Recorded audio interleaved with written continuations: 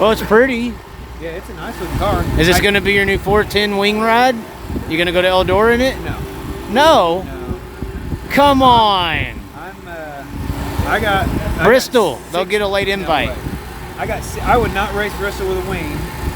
You'd race it non-wing?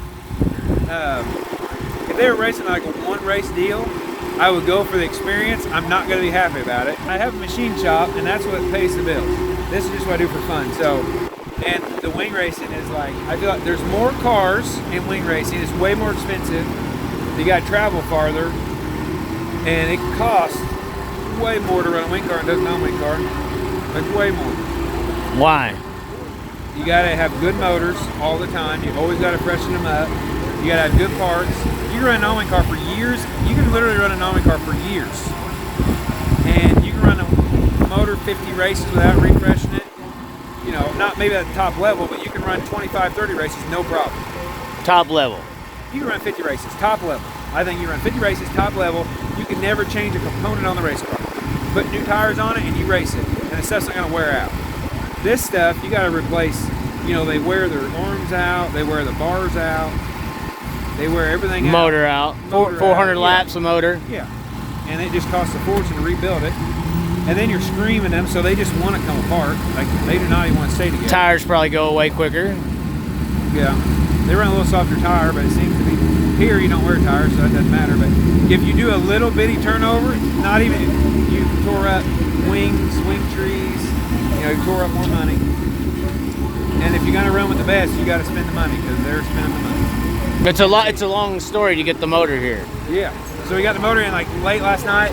He comes to the shop at 10. We fire it off, put my seat in. And Al from Sonic is the Sonic guy, him and his wife. He came up with me because he said, Paul told him we probably win, or it's the best chance of him winning.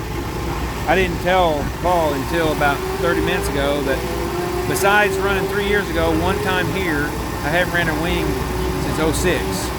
And I don't know what I'm doing. He said, well, bring your shocks and bring your setup. I'm like, yeah, that's for that. Yeah.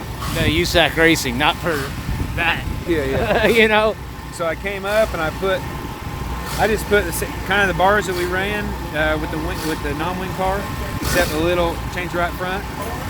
We tried it and we were not very good in hot laps. And then the rain delay really helped out because we got to change bars.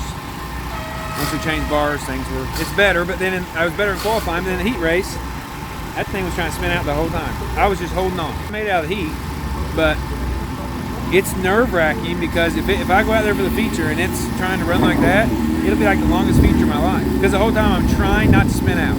I can't even drive hard. If I could drive hard,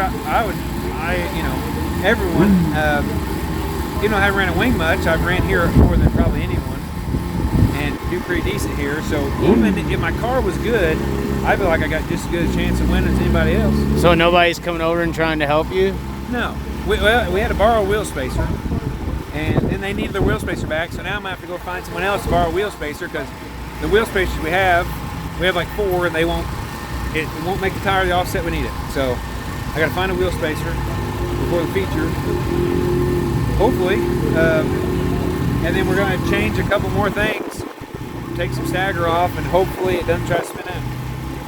Because if it does, it is going to be just embarrassing for you. It is what it is. I feel like non-wing guys, they're not as much anymore, but non-wing guys like help everybody out.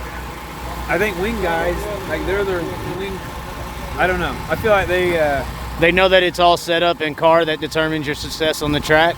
That's 100%. Okay. Yeah, that's 100%. Yeah, that makes sense now. If your car is good, I mean, there's really good. You got to be able to drive the hell out of it. Yes. But 80% of it's the setup.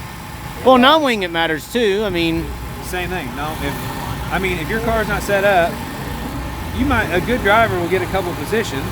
They might run through there, but if a decent guy has a good car and a really good guy has a mediocre car, probably not going to win.